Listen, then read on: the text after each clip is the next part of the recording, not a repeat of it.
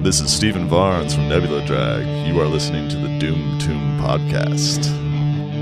Hey, how about this one? They say pimping ain't easy. But what they won't tell you, it is much, much more difficult being a prostitute. Pimping is pretty easy. This is the Doom Tomb Podcast, and it is sponsored by Glory or Death Records, Sam Souse, and Desert Records. Now, let's get on to the show. Today, we are going to go to Richmond, Virginia. The release is out now on Desert Records. They've got some limited edition vinyl and eco mix, band edition, so to speak, which is Random Mystery Colors. Gotta check that out and see what you will get. They also have black vinyl, but not very much left, so you better head on over there. Let's get into the interview, going all the way over to Richmond, Virginia, right now. This next band we have up has been jamming in outer space since 2014. Their third record, Occult New Age, it was so different. They recorded it for the first time as a four-piece, and it gave the band time to stretch out a little bit, fill the spectrum with big textures and proggy riffs. But their years of playing together give them focus to keep things tight and scatter hooks among the chaos. I can't agree more. I have Sarah and Jay from the band Book of Wyrms over in Richmond, Virginia. Is that correct? Yep. Yes. Fantastic. Thank you. Hey, how are you? Doing great. Thanks. It's another beautiful sunny day. If I pull the blinds, I mean, you might be blinded. I'm in Arizona. You're in Virginia, so I'm assuming there's a ton of humidity there. Yeah, it's there's a soup going outside for sure. It rained a couple days ago, and then for the couple days after it rains in the summer, it just sort of sits like it hasn't gone up yet. So you're in it. It's pretty soupy. Oh, what a beautiful thing to say. Soupy, yes. That's probably what I'd be making in my shorts with the humidity. Yeah. Okay, so if you can tell me a little bit, and then I'd like to get right into the album. How did you get in contact with Desert Records? I guess he ended up Brad from Desert Records ended up emailing us and asking us if we'd like to work with him, and we were just really stoked about the idea, and so we said yes, absolutely. And he's just been really so awesome to work with, and he's just been building and growing the community and the roster. It's just been a really cool thing to be a part of. Absolutely. Sorry. No, go ahead. We've met some other really good, cool bands through being on that label too, like Road Buddies and bands that we're fans of. So it's been awesome. But yeah, I guess people ask us like, oh man, how'd you get on that label? And we don't have, I don't know. He hit us up. So we got really lucky. Yeah. Every once in a while, luck hits. Now, okay. So I mentioned it just a minute ago. Occult New Age is the brand new album. You know what? I want to go over this. I know we're going to go over track by track, but I didn't even think about asking, but I might as well start here first. What can you tell me about the artwork and how it connects to the music? So it's Tara Lynn Phillips. She trades by Coffee Lips on the social medias there. And we've had her for all of our releases, including our demo. So we've been really lucky to have that visual continuity. I compare it to like the same way, like you see Roger Dean stuff, like, it's going to be like the Yes or the Steve Howe. I'm not saying we're Yes.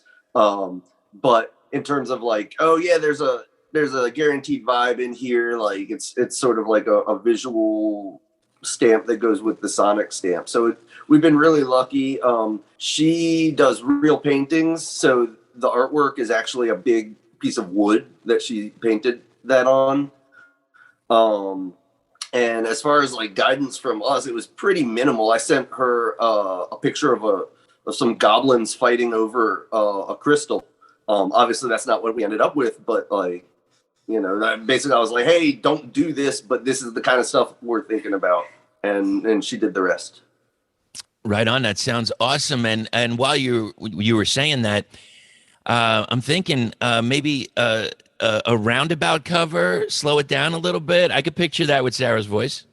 That would be awesome. Oh wow, that would be so fun. Yeah, it would probably. I think learning a Chris Squire bass line from beginning to end is something I've never actually done. I know like little hooks and stuff, but I bet you sitting down and forcing myself to learn one of his songs all the way through definitely would have to be slowed down at first, at least. Yeah, that's ambitious. Yeah. But that would, I don't know, that would definitely kick my butt and make me a better bassist, I think. Absolutely. Now, if you don't mind, I'd like to get into the new material. Is that cool? Yeah, definitely. Okay, let's start off with Meteoric Dagger. We've got this deep groove. Comes out, for me, I'm feeling really crisp, killer buildup. It's dirty with a vocal that kind of just takes you on this jaunt. The guitar solo felt like the journey in the mind of the person with the metal blade. What can you tell me about that track? Well, it's the oldest one on the record. We wrote it for the last record, but it wasn't ready yet. It had a different form, and like the transitions were just kind of awkward. So we took it off. Like we didn't record it. We chose not to record it last time because it wasn't ready.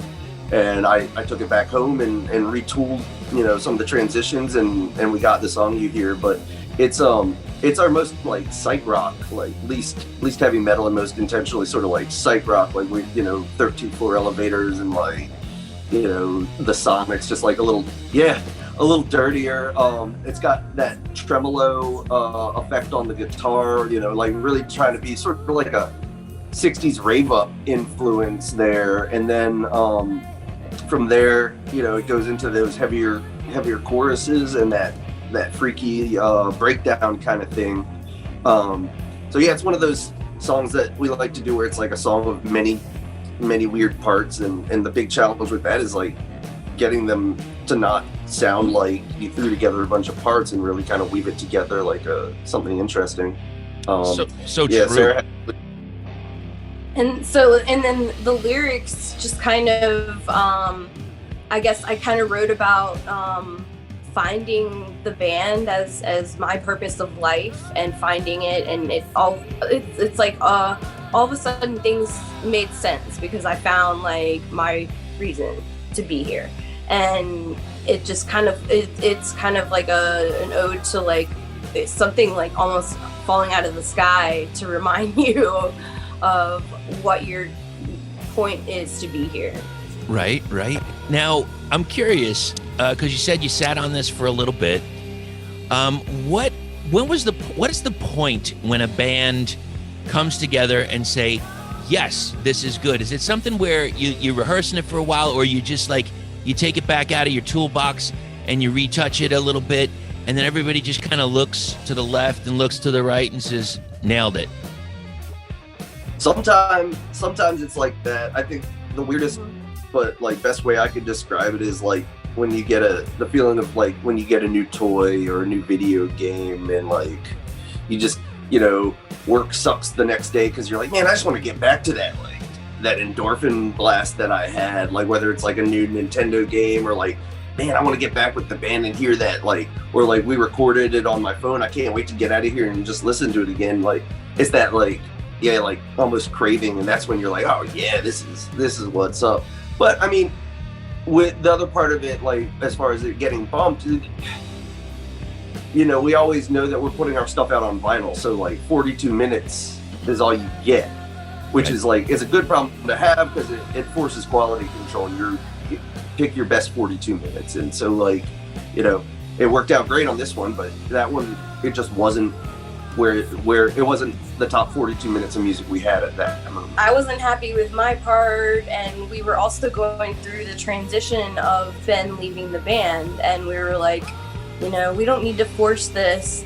It's actually, we got the art for Remythologizer. The inside is actually the Meteoric Dagger by Tara Lynn, and so it's kind of funny that appears on the other album, because we thought that it was going to be on the album. We send her the song titles and she comes up with stuff, so that was kind of wild. But that it's like Led Zeppelin had Houses of the Holy isn't on Houses of the Holy, you know, it's on like the next record, so it ended up being kind of cool. It's like, oh yeah, we intentionally hinted at this song with the artwork one album beforehand. That maybe we should claim that from now on instead. Yes, absolutely, you should. Now, you know, you mentioned something very interesting. So you've been a band since around 2014, and I got to admit, I wasn't into collecting vinyl at that time. Now, unfortunately, I have an unhealthy obsession about it. But so you're talking about like 42 minutes. You're keeping it down. Is this going to do something, do you think, for current bands, to where they might go back to having a release every year and a half or so, like they did in the 70s, because you can only have so much, and maybe even people are chopping it a little less. I've seen people do like a 35-minute album. Yeah, well, just know that if you do 35 minutes, people are going to complain. People don't like that. Oh, this is too short. We even had like one guy was like, man, I didn't like this record and it was way too short. And it's like, well, like, why do you care that it was short then? But like, I would give you two examples, would be like ZZ Top's Eliminator and what is it? Rain and Blood are both like, you know, neither one of those is more than 38 minutes long. Yes, Rain and Blood, 28 fucking minutes. So there you go. Enough it's with like, that. What so, but as far as like the demand on artists, it's a weird cross thing right now, because vinyl is really big, and then like super short attention span stuff is really big. So like, it's like, hey, put out vinyl, but also release a single every month if you can. But also vinyl's backed up for years. Yeah, so like, go ahead and just write a whole bunch of material, because it's going to be a while. I mean, we were talking to I was talking to a guy at a pressing plant, and they said they had to turn down, I guess I probably shouldn't say who, but they had to turn down like one of the biggest bands you can, not in our genre, just in the world, like, because they had to turn down pressing from them because they wouldn't be able to have it in the turnaround. So, I mean, it's pretty crazy right now.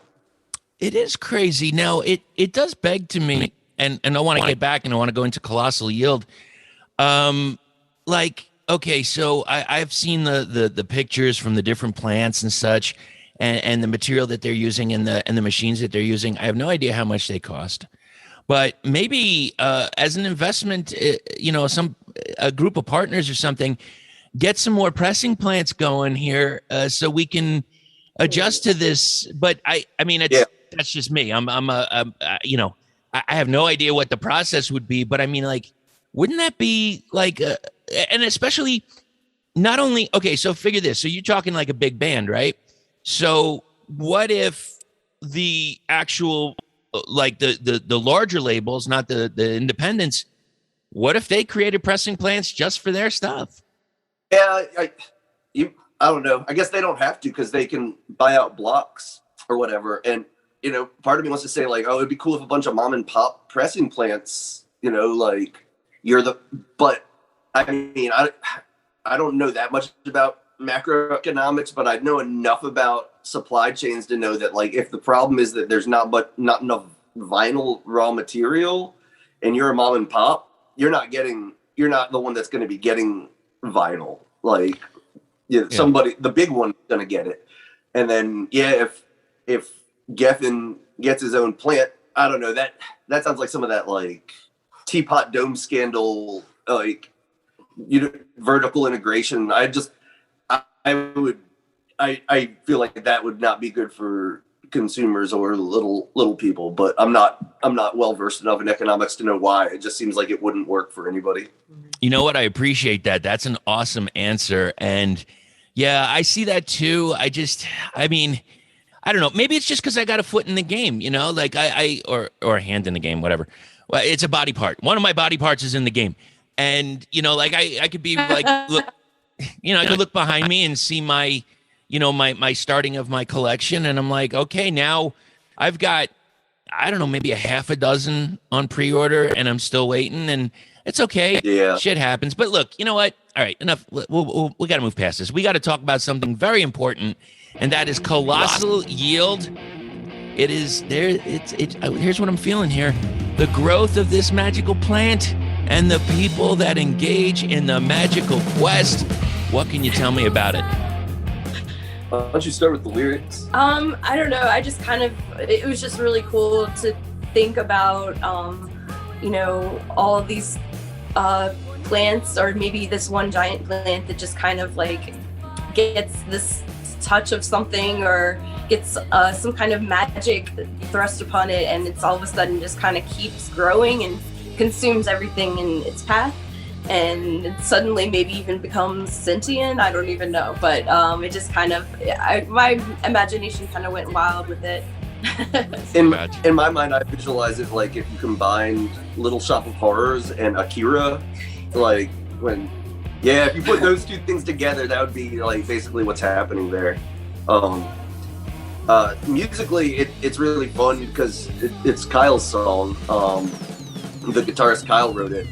And he, you know, it was one of those things where I went to the bathroom during practice one day, and when I came back, he was just screwing around with this riff that, like, he had just been screwing around with, not necessarily thinking of as a song. And I was just like, hey, and the drummer Chris had like joined in, and I was like, hey man, can you like play that again? And I recorded it on my phone. And I think I called it New Wave of British Heavy Metal. That was the name of the riff for like a really long time. And so it was cool. It has a totally different feel, which is the great thing about, you know, Kyle stepping up and being one of the songwriters now. Like, you know, I can come in with 4 songs and he can come in with 3 songs, and then we'll work on an 8th song together. And so everything has like a little different bit of flavor to it. I like it. It's a lot faster than a lot of our stuff, but I think I like that about it too. It sort of serves as a warning that we're not just going to be slow or anything like that.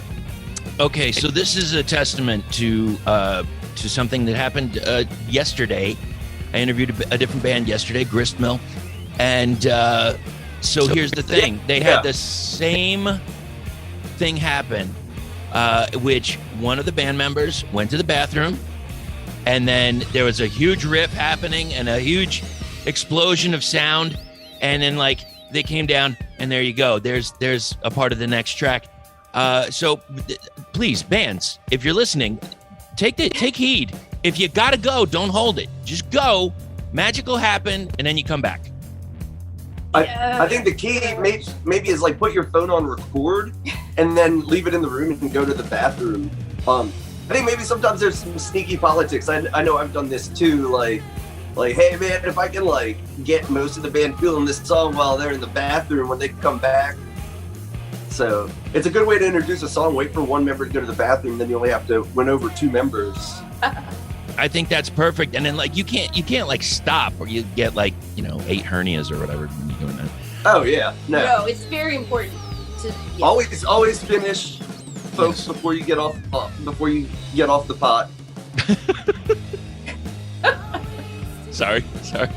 Okay. All right, so we're gonna move on. I apologize if I don't pronounce this correctly. Albion Lily. It doesn't Albion Lily. It doesn't have it's a portmanteau, I guess, of the singer of the guitarist's sisters. So yeah, that's another one Kyle wrote. It's dedicated to his sisters. That's what the name is. So we put them together and made it sound cool. And yeah, Kyle wrote that and did everything on it himself, which again, it's like really nice to not be responsible for the entirety of the length of an album. Like he comes in with material that we all do, and sometimes he can do on his own. You know, it's kind of cool because I wrote something down, but as you're telling me what it is, maybe it's a little change. I felt like maybe it was a possible waltz or a walk through this colossal yield or meeting this colossal yield. And now I know that he can walk with his sister and go through that. To get away from the giant plant. Yeah. I like that. I like that it's kind of doing painting tone stuff. Tone poems or whatever you want to call it, and like just kind of being exciting and providing imagery. I don't know if I want to mess that up by telling people what the stuff's about. Yeah, I agree. I totally understand. Yeah, when I go through these tracks, I don't expect to hear, you know, the deep understanding and meaning of them. I'm looking really like I like to know about the process because, you know, I've hung around some bands and stuff, and you hear. You know, like you hear a riff or something and it's some people just throw them away. And like you said, you know, always record. And to come back a year later and say, dude, I figured it out and I got this killer thing that I don't know where it came from. I say, it came from what you did like a year ago. And I love to see that journey. That's what I like to hear when I talk about these tracks. And speaking of, we have to move into this one. Holler Goblin, I mean, hypnotic, mystical. As we go through this, I don't know, is there a place that maybe we shouldn't be? I'm not quite sure. Around the 5:30 mark, starts to gain momentum. At the 6:20, 25 mark, we hear this kind of like terrifying ending. Like, are we being chased because we shouldn't be there? I guess that's my question. What can you tell me about it? I'll tell the story of the song. Me and Sarah were, I forget exactly where we were driving. We were going out somewhere to, you know, get out into the woods for the weekend, and we were going mostly around a national forest, but there was like a little spur of national forest land, and the map on the phone said, yeah, you can. There's a road through there. Yeah. So we're going, and it's going up, sort of up a mountain. And the road's getting more and more rural, narrower, loses the shoulder. The trees are encroaching over. It's getting darker as we go deeper into the forest, and it's feeling like a horror movie a little bit. It's starting to like really feel like a horror movie, and like I think I had just read one of those Stephen King short stories where it's like the jerk husband was like not listening to the wife. He's like, "Shut up, we're going on this shortcut." And so like I was like, hey, I want to be clear, like whatever happens here, I was just following the phone. I wasn't being the jerk in a Stephen King book. But yeah, like it's just like pretty clear, like we shouldn't be there. There's starting to be like, you know, like little lean-tos, like tarp lean-tos and unofficial structures, and it's getting narrower and darker, and like at this point there's not really a way to turn around. It's like, you know, on a ridge, protected on two sides or whatever. And we're like, yeah, like I was like, hey, just for the record again, like I'm all for turning around. I'm not being macho here. We can turn around. And she's like, yeah, there's nowhere to turn around. Finally, we get to this point where like literally there's just a pickup truck parked across the road.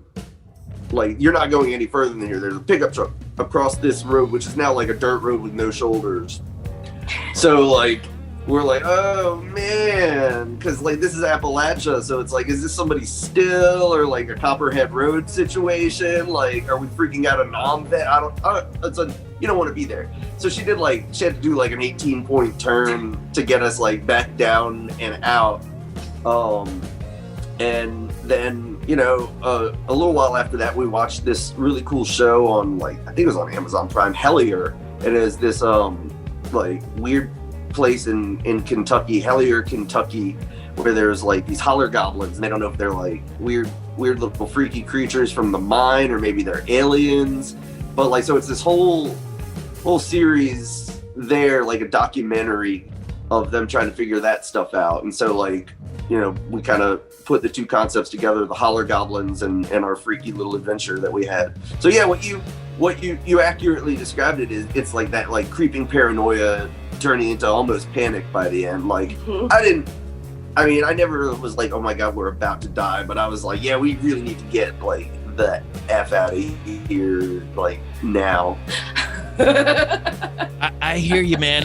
I've been there. Look, I came from Florida. There's some spooky ass places out there that you just like, you know, everybody talks about the coast, but in the middle, it gets a little weird sometimes.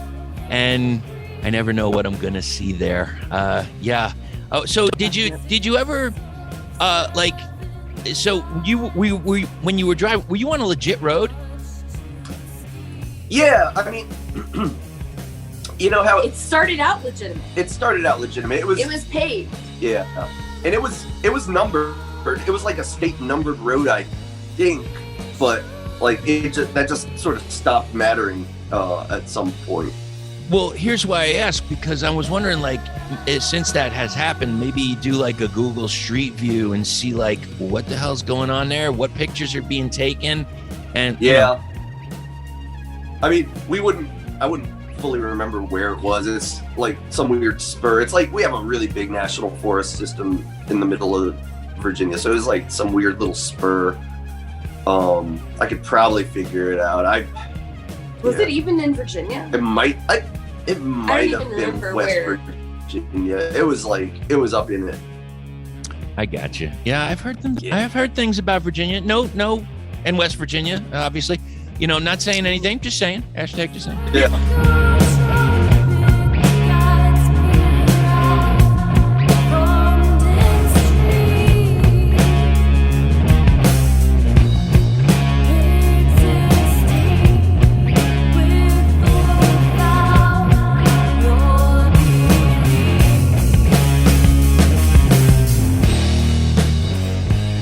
We'll get right back into the interview in just a minute, but right now my mouth is watering, and why wouldn't it be? Because we are going to talk about Sam Sauce.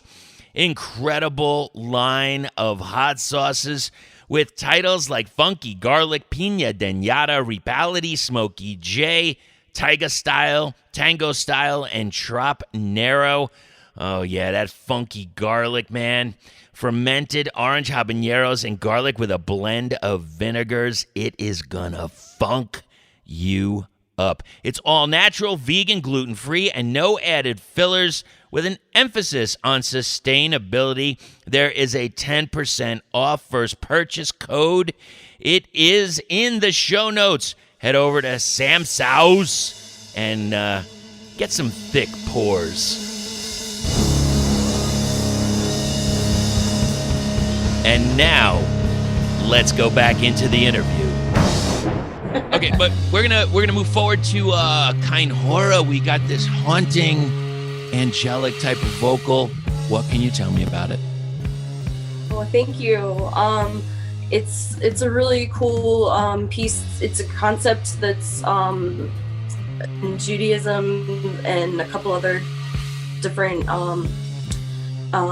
people believe that this evil eye is kind of watching, and that we kind of like got to make sure that, you know, it doesn't curse us. And so I don't know, it's kind of complicated, but basically it's do you yeah so it like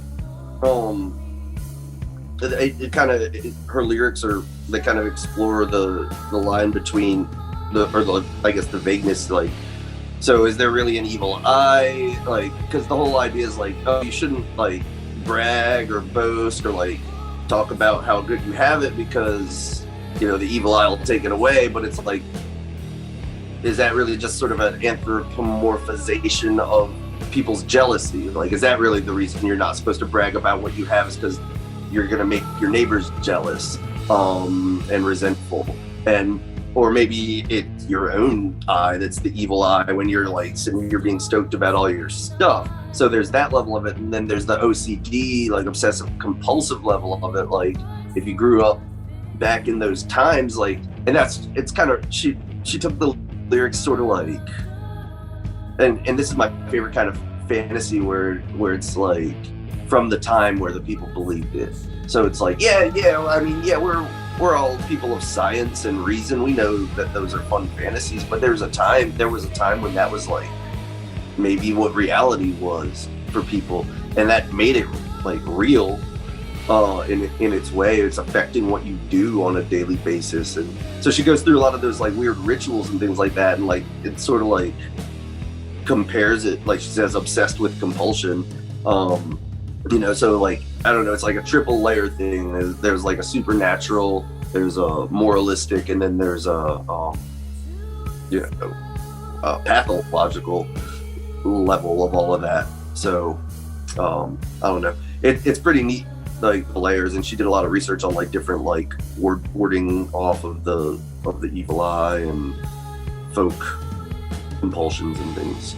Wow. It also it has the sort of the traditional like Jewish melody to like prayer and hymn melody from you know, a lot of that kind of stuff is going on, and like sort of the harmonic minor sound of everything. So, and then her ghostly vocals, like we wanted like a real creepy sound for that one. That's the first, I mean, that's got to be one of the best explanations I've ever heard, and it's got to be like one of the first where bringing into some type of Judaism to this genre. It's that's freaking awesome, man. I love that. I love to hear that reach of like where'd you find it from? Where'd you get the inspiration? Thank you very much for that. I really appreciate it. Definitely. And I mean, it's weird because there are things from that mythology and everything that show up all the time. The Nephilim always show up and stuff, and Lilith will show up from time to time, and so it's cool. There's like, I don't know, Bible has some really neat ghost stories and spooky tales in it. So yeah, there's a lot of interesting stories indeed. And we're gonna move forward now. I fully admit, okay, when I first listened to this, because I try to listen to the album a couple times, try to get the vibe, try to get the feel. I swear what I was seeing was Speedball Tucker. I know it's not it.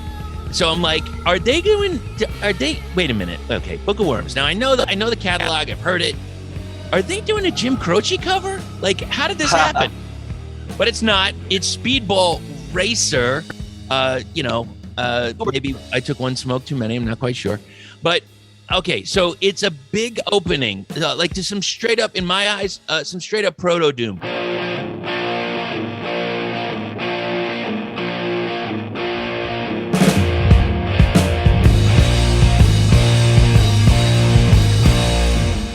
Takes over into a space rock, kind of like tour de force, weaving of genres in and out of the song, works just so perfectly.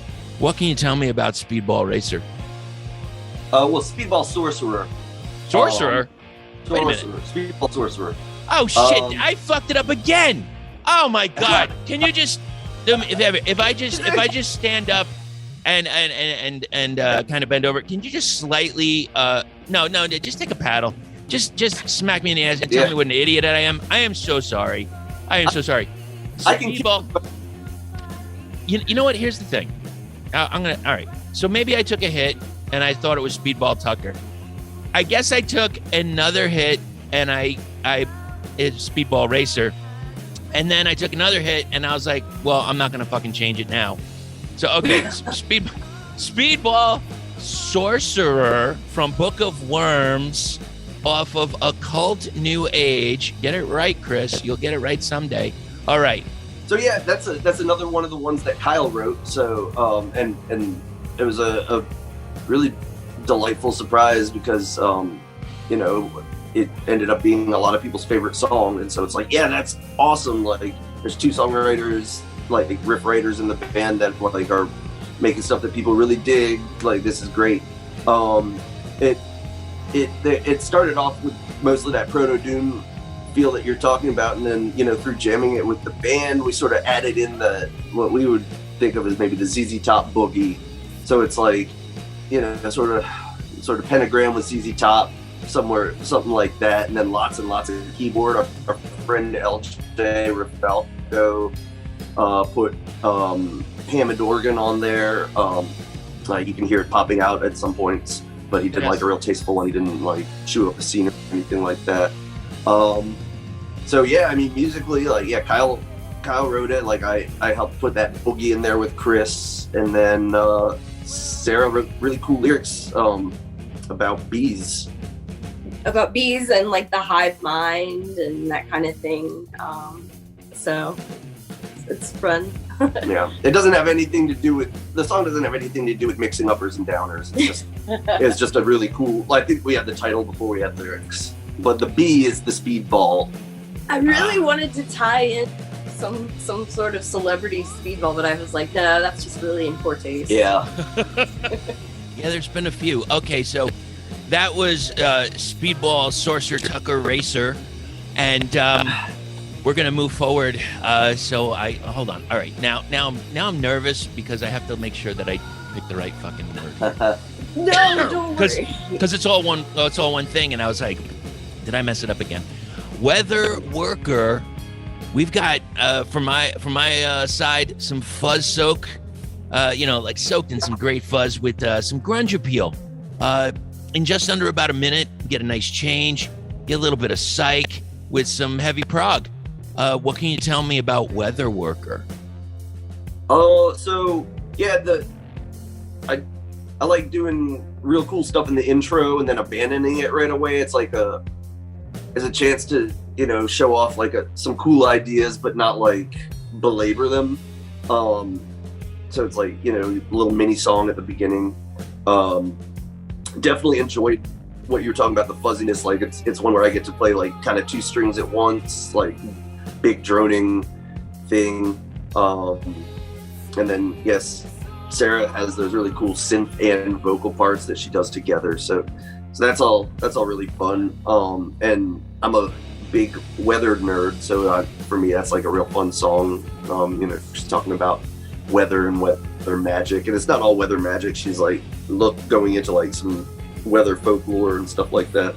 Yeah, pretty much. Yeah, I was really like, I got to research a lot of like people who have written about weather historically, like Aristotle, all these different people, and like all the things that people notice, like when weather shifts are happening. It's really cool to look into. Yeah, we have this book, Ancient Meteorology, and it goes through all these different cool chapters on like the history of meteorology and stuff like that. And then we also have this dude, Tristan Gooley. He's the natural navigator, and he has these really cool books on like how you can, predict the weather based on what's going on now and microclimates and all of that stuff. So it's just really fun. And then we mix that with Ursula Le Guin's Wizard of Earthsea, where there's stories in there about wizards that do weather magic for money and whatnot.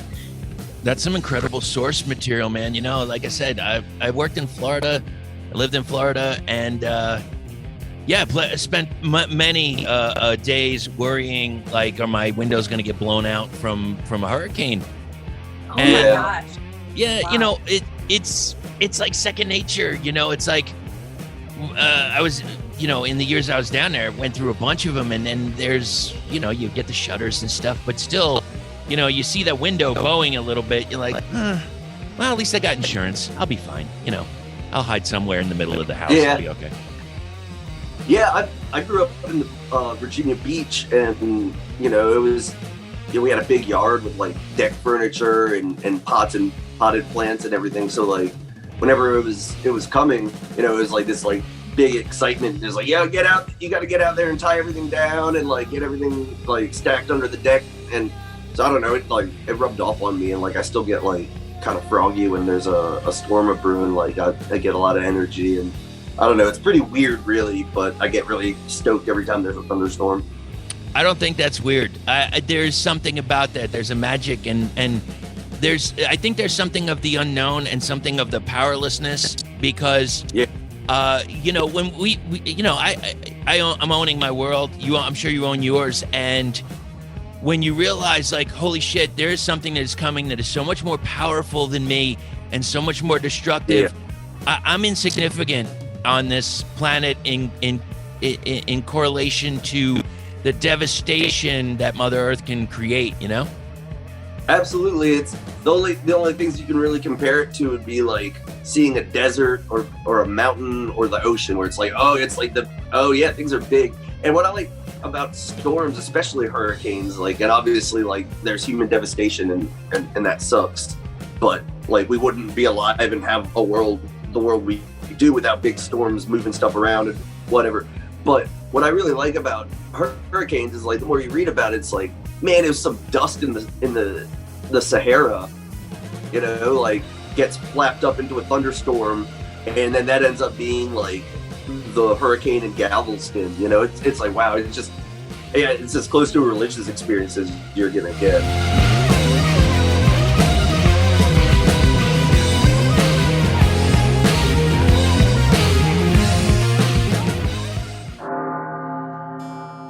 You're looking for a record label that you can get the entire back catalog and brand new releases.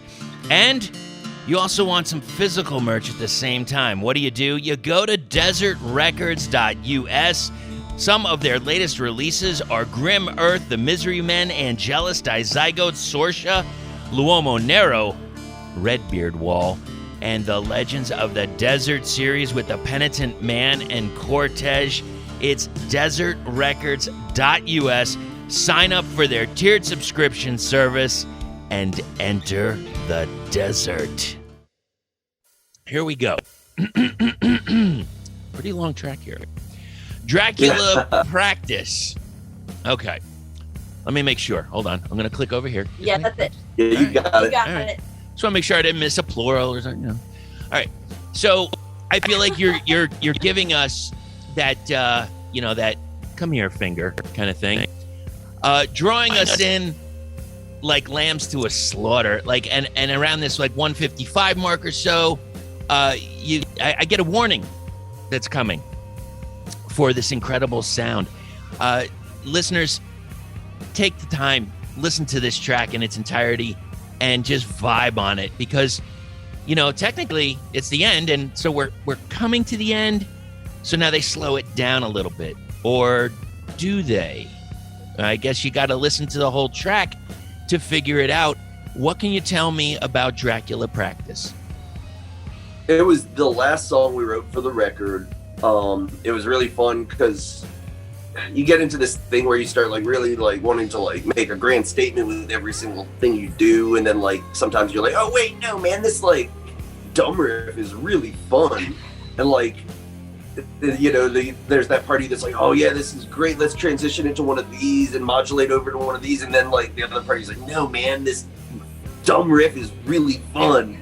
Like no more riffs, that's enough riffs. And so like that's kind of how that song was. That song's a really good example of like me writing for the one guitar setup. Like I'm doing my own harmonies like in parts of it on bass, like so I'm doing like sort of a bass line and then a higher harmony thing with it, having a lot of fun using my wah pedal, making lots and lots of noise. So when Kyle's doing soloing or whatever, it stays noisy and heavy even though it's just me underneath. So I'm having a real good time doing that. That's the Al Cisneros, Jack Bruce, like you're holding it down for this like virtuoso guitarist thing. So that's really fun. Like basically like I get the whole song through, like I get to do things that like I don't usually do as a bass player, which is like it'd be more like Paul or James Jamers, and like you're like holding the groove and like the fundamental, that's you're like doing that. And this one it's like, no man, I want to be like a bed of noise, and I have big amps and speakers. I can play chords on bass with distortion, and who cares if it sounds crazy? That's the point. So I'm doing stuff that like earlier me or like my bass teacher would be like, no, you can't have fuzz on and play all four strings at once. That's not what a bassist does. It's like, well, I can do whatever I want at this point because I have tubes and 18-inch speakers, and the engineer has to figure out how to make it fit. So I get to do all that. At the end of the song, when it goes into that like proggy outro, that's I get to actually play sort of banjo style with the 3-finger roll. I'm doing that on bass. So really fun for me. I just kind of was like, hey, everybody figure out what you're going to do. I guess that's what it is for me. It was liberating. I was just like, hey, I'm just the bassist on this. Like, I'm just going to do these things, and you guys do whatever you want over top of that.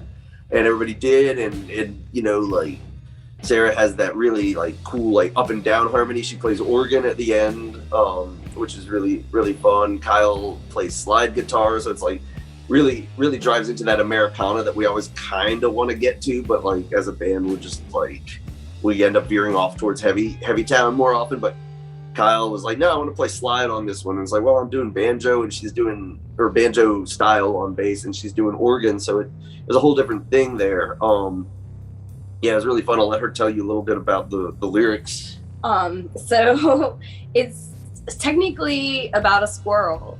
So like, and our bird feeder. So it's kind of like he's just like hanging there, you know. And he hangs from his like back feet, you know, like down, and it looks like Dracula like hanging from the thing. And so like, I don't know. Obviously from our, you can see that we like having alliterative and rhyming sort of wordplay song titles and stuff like that, which is, you know, part of the whole surrealism thing that we're into. So that one's really fun. Yeah, she did all those like creepy lyrics, and it's really fun for us because it's like super creepy and dark, but then like, you know, it's a squirrel. There you go. But I love it, man. It's a, you know, I like hearing a decent end to an album, man, and this is it. It really is. And I do want to thank you both for giving me a full breakdown of this. I've been waiting for a long time. I've had stuff written down for a long time. I've wanted to get in touch with you. I know that, you know, life is happening, and I'm trying to get to you as soon as possible. And I really do appreciate you taking the time. well, we thank you so much for taking the time to listen and ask us to be here, and we really enjoyed talking with you. Yeah, definitely. And I think it's good that it's a little later. Like we've had time to like sit with the tracks and everything. Like when we were doing interviews when it first came out, it's like everything's kind of a blur, and you're still like emotionally attached to the songs. Whereas now I can just be like, you know, yeah, Kyle wrote that one. I'm really stoked about it. Like that's, you know, like it's great. Well, while I have you, do you mind if I ask a few more things and talk a little bit more? Please. No. Okay. Oh, please. Okay. Yeah, sure. Let's start with well, shit. You know. Oh, hold on. I'm echoing a little. Hold on. Okay. So I see that you have a bunch of East Coast dates. I mean, some of these bands that you're going to be playing with, some of them I've had on the podcast. Some of them looking forward to. I mean, you got Ghost Hello, Wasteland Coven, Pythian. Not familiar, but I want to hear Sons of Ghidorah, Night Goat, Spellbook. Yeah. Oh, Spellbook. Oh, yeah. Twice. I saw that. Cultic, Howling Giant. Those guys are killer, man. I've had them on the podcast. Jake the Hawk. I mean, this is going to be some heavy duty stuff and a big lineup.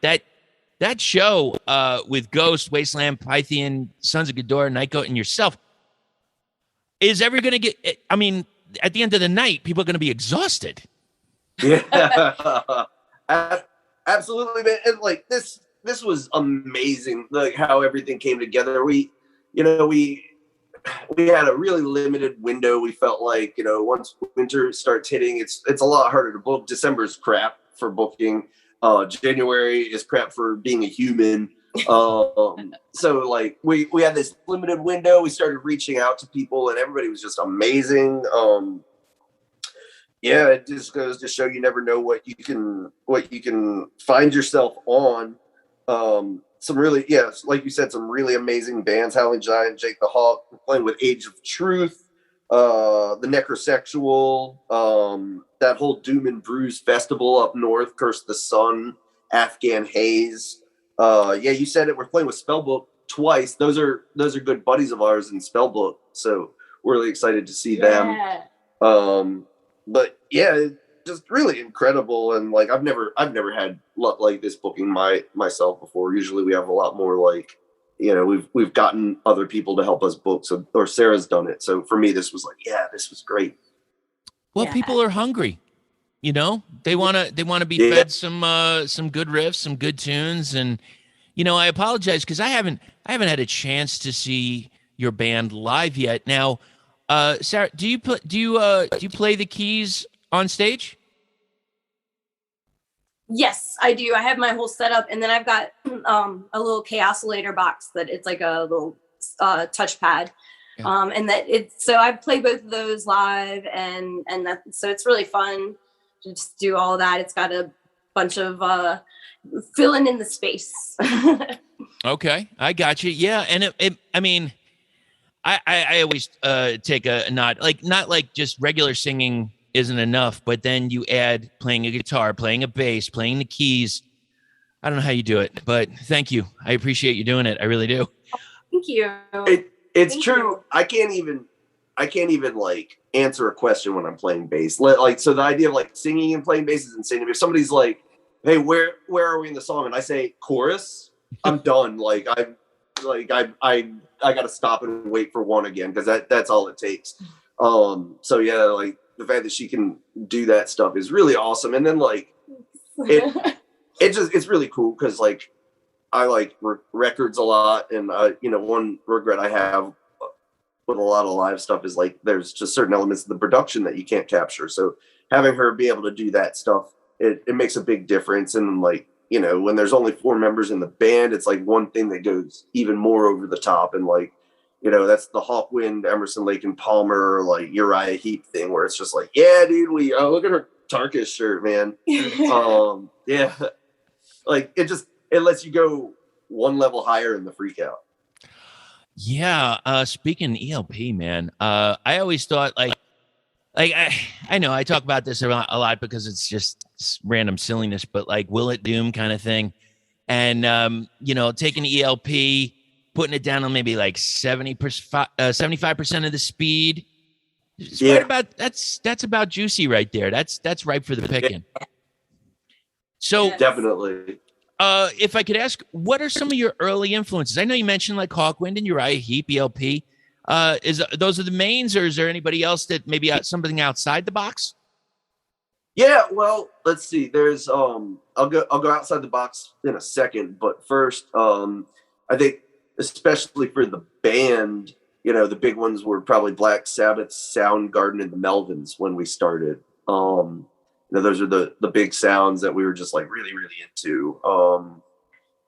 And then let's see, outside the box a little bit, I think Band of Gypsies and War would be, and Herbie Hancock, a lot of things where it's like a grooving ostinato concept on bass. Like that's done a lot for me. And then a lot for the space and arrangement that we're into.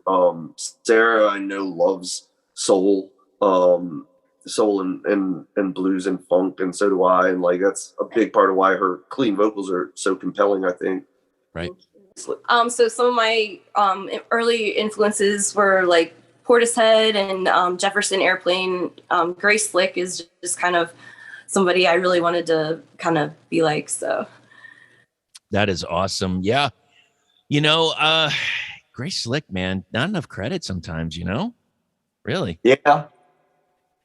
Now, and you also mentioned Herbie Hancock, and thank you for that, because when I was growing up, it was this single called Rocket, I think it was, on in the 80s and stuff.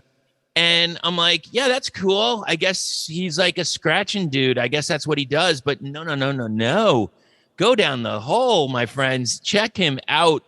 And that's one of the beautiful things, because, when you listen to things outside the genre, you bring new things into the genre, much like you were mentioning earlier with like banjo, like that banjo style. Who knows where that's going to go next? I don't know. But speaking of different influences, I have a 3 quick people here. First is who is the Xavier Cugat fan?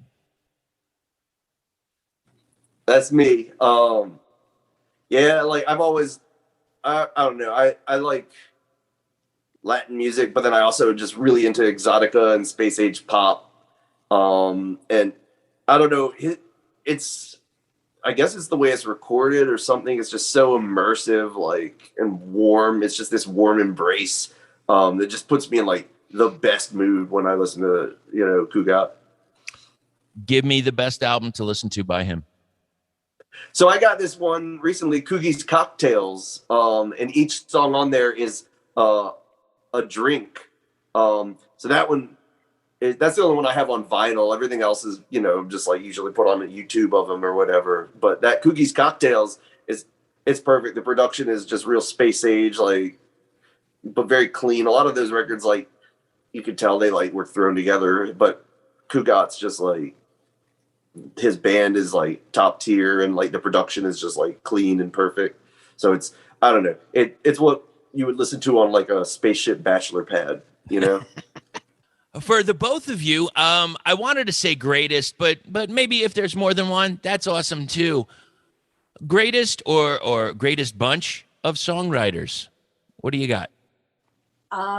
Well, Steely Dan is my favorite band, and I just really love their songwriting and production. So they're really like my favorites. So I'll go Stevie Wonder, Black Sabbath, and oh man, let's just stick with Stevie Wonder and Black Sabbath so I don't like overdo it. I mean, Stevie Wonder is just insane. Like every time I hear his stuff against, like, how did he, like, it's like he has access to more notes than the rest of us do. Like you'll never convince me that that those are just the same scales that I have access to. There's more going on somehow. And then Black Sabbath, just like, it's hard to write heavy songs and like to write a bunch of heavy songs that are all so different from each other. And like, then you just get into the fact that they like invented 4 or 5 or 6 genres, like across the course of everything they've done. That's crazy. Yeah, it seems like, even from the beginning, from the debut album, and as they went on to like, like Technical Ecstasy or something like that, it really showed the range and change. And, some people like, some people don't. I like it all, man. I look at some of that stuff. I'm like, this was Sabbath? I'm like, holy shit. Yeah, freaking amazing, man. Okay. Here's a question for you. What is your favorite gamble? And I was thinking about this the other day because, I was sad that, during the pandemic and such, and it's still, things are still happening, but I've seen some restrictions being lightened. And one of the most important for me is the claw. And that's when you leave Walmart and there's a claw and you get the stuffed animals, and that's fine. Yeah, there you go. And I've tried the hacks, the TikTok bullshit where it says, oh, you got to push this button 3 times, spin it around. I don't know, spin it, do a dance and whatever. And then all of a sudden it makes a stronger claw, and it doesn't work. I got to admit, I go by, I'm like a child. I go by and I look at the stuffed animals. I'm like, all right, which one has the best chance? How close can I get? And I got to admit, I still try them. I get every once in a while, but I don't get more, I guess. Do you have a gamble like that? Oh no! I used to get because I lived like right by 7-Eleven.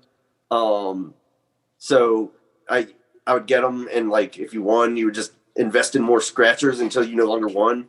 I tried horse racing once, and it sucks. Like you think it's like you're gonna get to just bet on a horse, but they're like, no, like you got like you it's the trifecta. You win the place in the show, and like no, your money's gone now.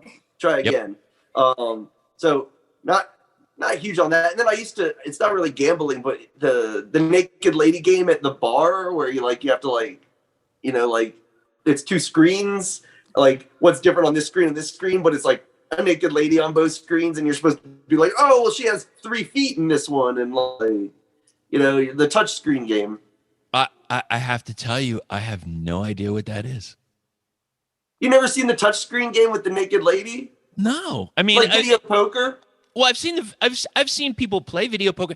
I've never actually been. This is weird because I know, like, you talk about, like, say, the whiskey, and I think I think Lemmy used to play the video poker at the whiskey, but I've never really been at a bar that had like one of those things there. I've never seen it before. Like this is all news to me. So I guess I'm gonna have to find a bar and say, hey, you got the poker? Yeah. You got a naked lady too? Yeah. Okay. Book of Wyrms told me, and so I gotta check it out. Doom Tomb will be right back.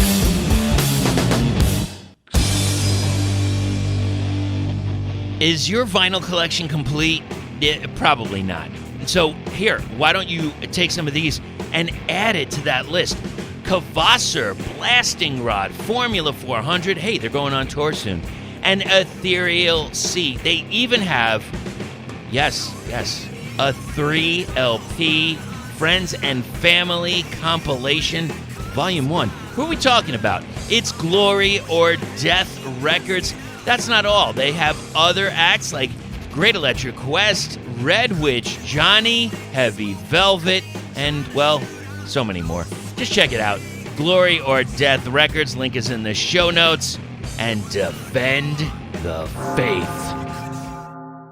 Sometimes I've found like free weed on the ground, and like ever since then I'll like look in the same place and be like, oh my, maybe there's gonna be some more weed. Look, Sarah, if you can't find any free, just point to someone in your crowd. No pun intended, but there is a high chance that somebody will. Yeah. Okay. Okay. Here's the last question, and it's, look, I understand we've got the album. You know, we talked about it because that's really important. Occult New Age is the album, and we're here talking with Sarah and Jay, but there's questions that just plague us forever, and this is one of them. And this is the final question. What is the best cereal? I think Life. She likes Life. Life is a pretty good cereal. Life is pretty amazing. Okay. Now, before you go, Jay, but before you continue, so with Life cereal, because I can understand, I appreciate it. Thank you. Do you have to spice up that Life? Because I don't know. It seems a little drab for me, but I mean, what do you do with it? It's got a little bit of sugar on it. It's got a little bit of kick, but we're health kind of conscious a little. Trying to be a little health conscious, so we try to get like lower sugar and stuff, and so it ends up being a little bit boring. How can everyone reach you and buy your stuff? Well, so we have Bandcamp, Book of Wyrms, rva.bandcamp.com or bookofwyrms.bandcamp.com. And we're on Instagram and Twitter and Facebook and soon to be TikTok. We're working on that. And then, like you said, the record's out on Desert Records. You can also find the tape, the cassette version from Stoner Witch Records. Oh, yes, Miss Melissa. Oh, she is a darling. Oh, I love her to death. Yeah. And I know she just, I know she's been having a problem. We talked about vinyl before, and she's having it with backlogs. And she, as I understand it, she just had a pressing of Las Historias. So, anybody that's interested, please check it out. Miss Melissa. Great. The Stoner Witch herself, she never, ever disappoints with her releases. Okay. So great. Well, Sarah, Jay, thank you so much. And we'll talk again very soon. Thank you so much to Book of Wyrms for joining us on the podcast. And now it's time to hear a track off of their latest release, Occult New Age. This is Book of Wyrms, and we're going to play the second track. This is Colossal Yield.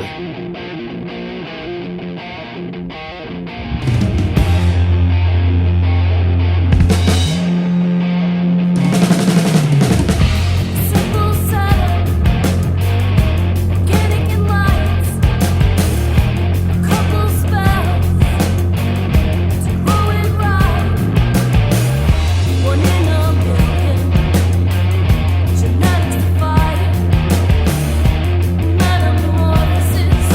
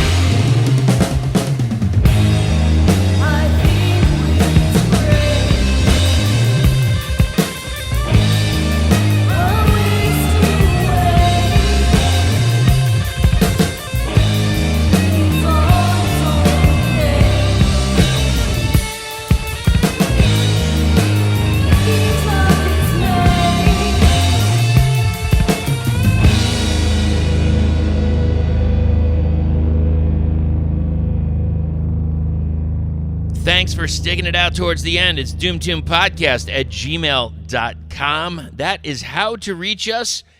And a huge thank you goes out to Ian from No Masters Audio for doing all things sound for the Doom Tomb podcast. We also have a radio show on craniumradio.com at 6 to 9 p.m. Eastern Standard Time each and every Sunday. And we play a bunch of music. It's all the stuff you know and all the stuff you love to hear, and then some stuff, well, you might not have heard. We play a lot of new music, too, so you got to tune in for that. And then we'll do an archived episode of the podcast most weeks. Every once in a while, we just vibe, and if I'm feeling it, I just got to keep playing the music. I mean, you know how it is. Sometimes you just can't stop. Also, Planet Mammoth presents. We've got a few shows coming up. The latest one is October 19th. Yeah, it's a school night. It's on a Tuesday. But here's what you're going to get. You're going to get 3 bands, and they're all going to be doing full sets. Formula 400 coming out of California, Gloria Death recording artist, the band Grail, and Secrets of Lost Empires. You don't want to miss this. It's Yucca Tap Room, Tuesday night, October 19th. Oh, and it's free. Yeah, get on over there and support your scene. And then, well, November 5th, we've got some people coming from quite a ways away. Kalispell, Montana. The band Wizard will be at Yucca Tap Room making their triumphant return. And then, well, this is a ways away, but let's just talk about it for a second. Planet Mammoth 2022. It's going to be February of 2022, 24th through the 26th. ASG, The Well, Motor Babe Duel, Howling Giant, Greenbeard, Ugly Great Electric Quest, Green Druid, Sorrower, Wizard, Red Mesa, Swap Meet, Hovenweeb, Surf Through Death, Sonoran, Laser Beam, Formula 400, Psychedelic Medusa, Demon Grass, and, well, we might even add some more. We're not really sure yet. We're kind of figuring it out. You know how it is. It gets a little weird, and now we are trying to, kind of figure our way through it. All right, that's about it for me. Thank you so much. I appreciate you all. And, yeah, I saw some of you out there. I saw Crowbot this week with Temple. And, yeah, it was a great, great night. And, oh, Jupiter Cyclops was there as well. And, yeah, man, you gotta get out and support that scene. And that's what it's about. Support the scene and support your locals. And buy that band merch. And enjoy yourselves and stay safe out there. And above all, don't forget to stay heavy.